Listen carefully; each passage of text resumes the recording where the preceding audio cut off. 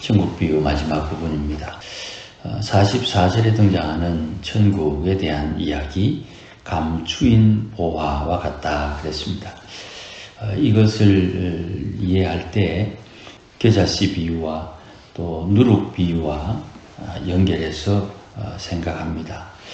앞부분의 겨자씨나 누룩의 비유는 하나님의 나라, 천국이 자란다, 확장한다 그렇게 표현을 했고, 오늘 본문에는 천국의 가치가 남다르다 하는 이야기가 감추인 보화와 진주 비유와 연결됩니다. 감추인 보화는 그 당시에 문화적인 배경으로 이해할 때는 자기 재산을 땅에 묻어두고 피난을 갔다가 그 사람이 다시 자기 재산을 찾으러 돌아오지 못하는 상황에 의해서 버려진, 주인을 잃은 보화.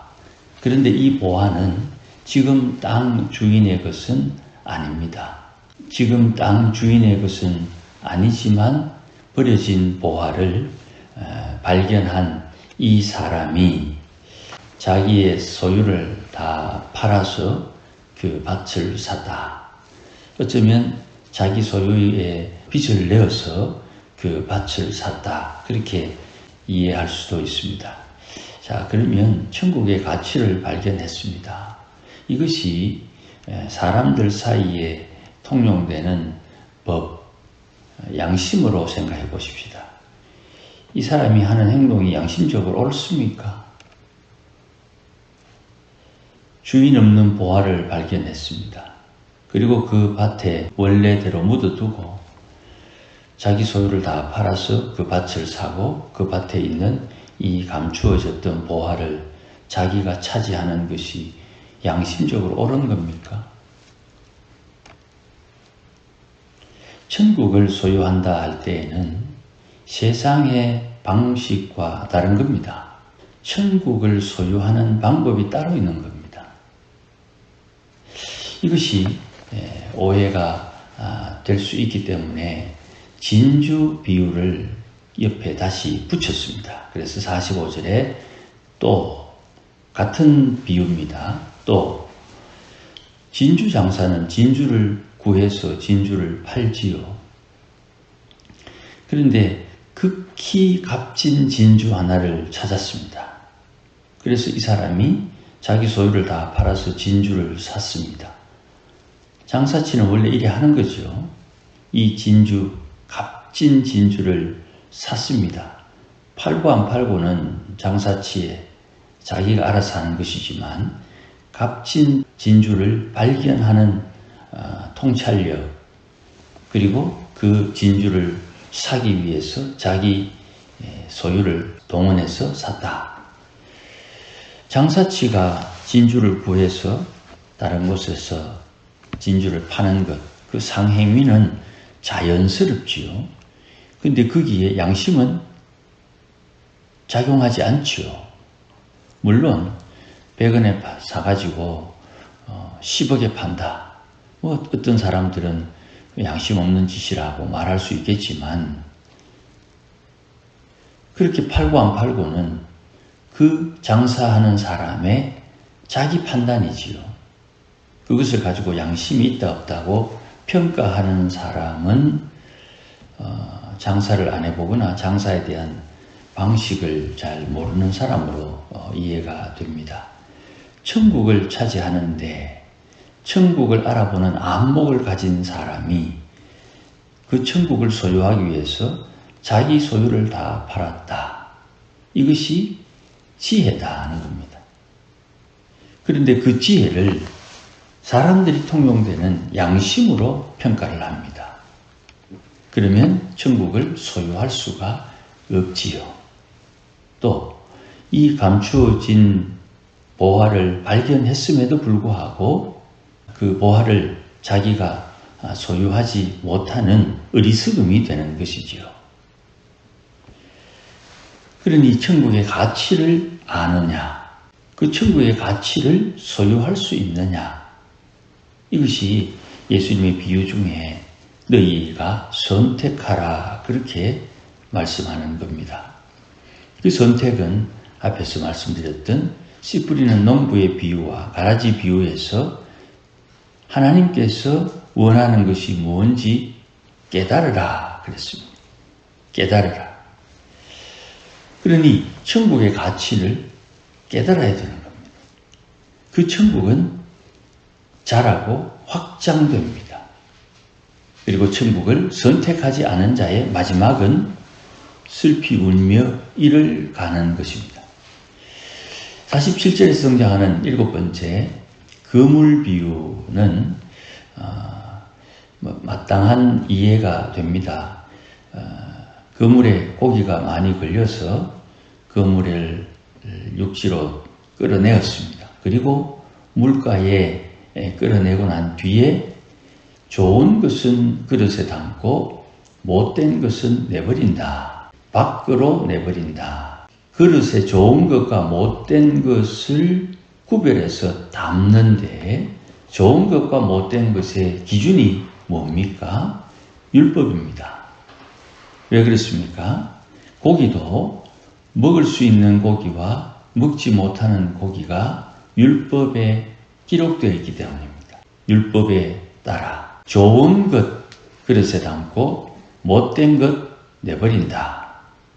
그러니 가치를 알고 가치를 평가하는 중에 구별해내는 것도 천국의 기능이 되는 것입니다. 거꾸로 말하면 천국을 기준으로 말하면 천국을 소유할 수 있는 사람과 소유할 수 없는 사람을 천국이 구별하는 것도 있고 내가 천국을 세상을 둘 중에 하나를 선택하는 것도 있고 구별하는 것입니다. 이런 구별이 49절에 세상 끝에도 이와 같다. 종말을 사는 성도는 주님 앞에 설 것을 염두에 두고 선택하면서 사는 것입니다. 그러면 선택의 기준이 뭡니까? 1번은 역시 우리가 아버지로 모시는 하나님이 기준이 되죠. 두 번째는 그 아들 예수, 우리의 구세주, 우리를 위해서 생명을 버리시고 우리를 살리신 예수님이 기준이 되죠. 세 번째는 그 예수의 영이 임재한 교회가 기준이 되죠. 물론 교회는 눈에 보이기 때문에 조심스럽습니다. 하나님 아버지 예수님은 눈에 보이지 않는데 성령님도 보이지 않는데 교회는 보이니까 조심스럽습니다만은 성령이 운행하는 교회가 기준이 되는 것입니다. 세상 끝에 이 세 가지의 기준에 합당하게 선택하느냐, 다른 것에 의해서 선택하느냐, 그것에 따라 천사들은 의인 중에서 악인을 갈라냅니다. 알곡 중에 가라지를 갈라내는 겁니다. 가라지는 풀무불에 던져넣지요. 42절 말씀입니다. 똑같습니다. 그래서 풀무불에 던져진 자들은 거기서 울며 이를 갈리라. 천국의 가치를 알아보고 천국의 가치를 위해서 자기의 것을 바꾸고 선택할 수 있는 지혜가 필요하다. 그리고 이것을 51절 말씀에 깨달았느냐고 묻습니다. 예수님의 질문은 깨달았느냐? 거기에 응답은 깨달았으면 52절에 새 것과 옛 것을 자기 마음대로 사용할 수 있는 집주인과 같은 대접을 받습니다. 집주인이 자기 것, 자기 마음대로 쓰지요. 주기도문에 나옵니다마는 나라와 권세와 영광 하나님의 것이지요. 하나님의 것을 우리가 빌려서 쓰는 겁니다. 하나님의 나라를 마치 나의 것인 양 사용하고 하나님의 영광을 마치 나의 것인 양 선포하는 것입니다. 그것을 허락해 주신 거죠. 누가요? 아버지가.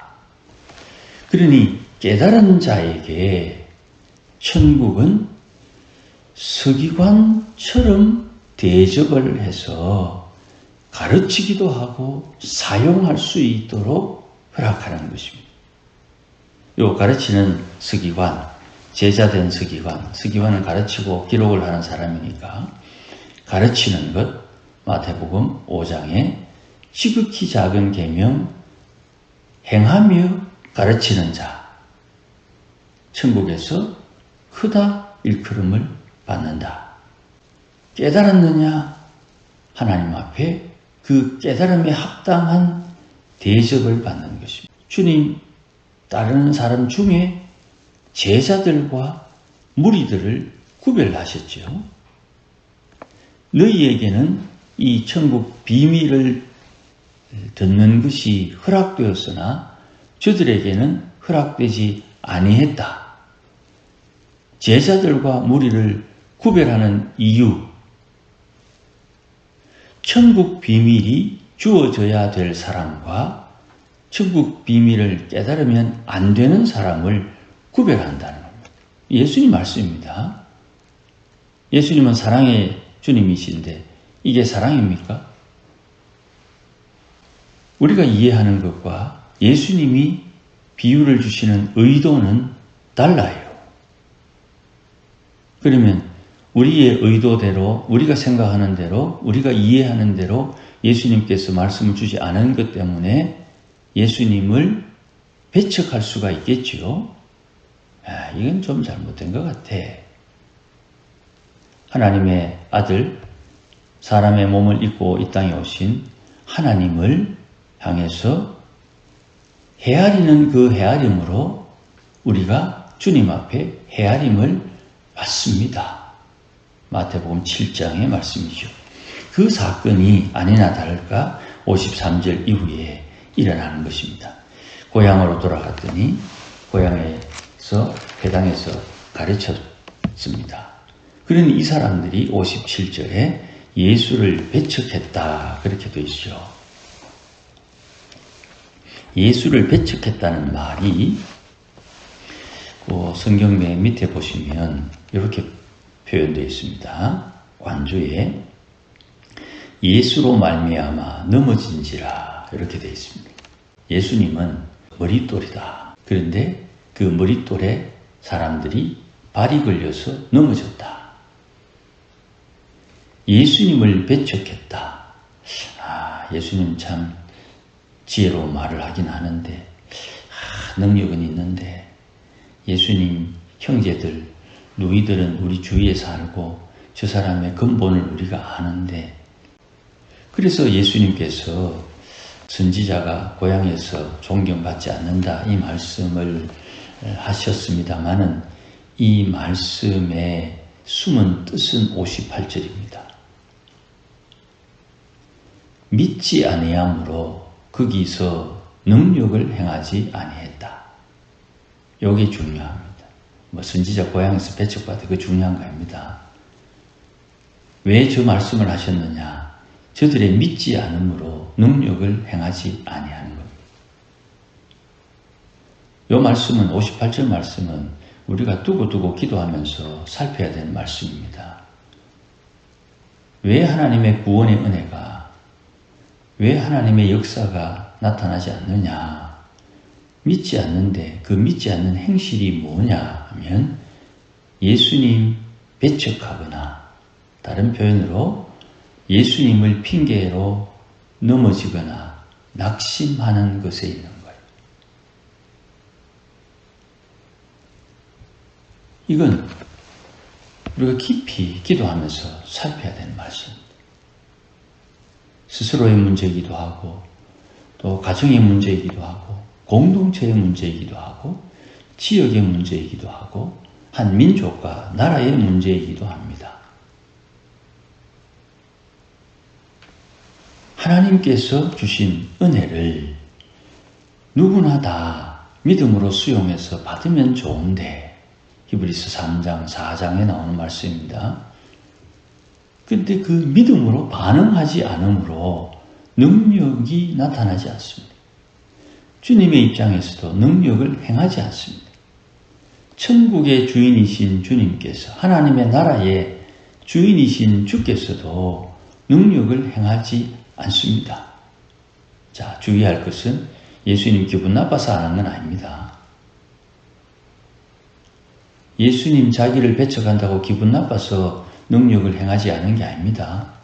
저들이 믿지 아니함으로 행하지 않은 겁니다. 믿음이 예수님이 일하시는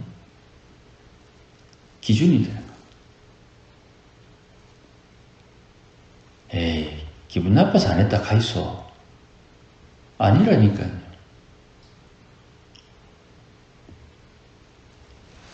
천국은 어찌 나타나느냐? 믿는 가운데 나타납니다. 내가 열심히 믿는데 왜 안 나타납니까? 그는 근본적으로 그 믿음이 진짜인지 아닌지는 점검해 봐야죠. 그 믿음의 기초가 뭡니까? 깨달음이에요.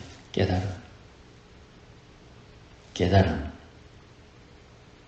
마태복음 13장의 천국에 대한 이야기의 핵심은 깨달음입니다.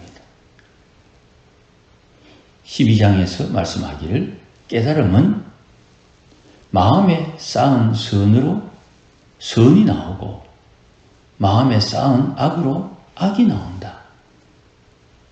순종은 마음에 새겨진 말씀에 기초한다. 그러니 주의 말씀을 듣고 깨달아 내가 하나님 앞에 회개함으로 믿음이 세워지고 그 믿음에 따라 능력이 나오게 되는 것입니다. 그 능력이 나타나지 못하도록 부지런히 마귀는 배척하고 예수님 때문에 넘어지게 하는 역할을 하겠지요. 마귀는. 그래서 가라지 비유의 악한 자의 아들들은 41절에 넘어지게 하는 것과 불법을 행하는 자들을 거두어낸다. 그러니 오늘도 성령의 인도하심을 따라 주와 동행하는 것이 중요하고 성령께서 깨우치실 때에 깨닫고 성령의 인도함을 따라 순종함으로 성령의 열매를 맺는 것입니다. 기도하십시다. 하나님 아버지 고맙습니다. 귀한 말씀 깨우치시니 오늘도 믿음으로 화합하여 하나님의 크신 은혜와 능력 경험하며 구원을 경험하며 하나님의 영광을 보는 주의 본속들이 되도록 복을 다하여 주시고 주님 깨우치실 때 언제나 믿음으로 반응하는 하나님의 본속들이 되도록 우리 심령 가운데 주의 말씀을 새기시옵소서. 예수님의 이름으로 기도하옵나이다. 아멘.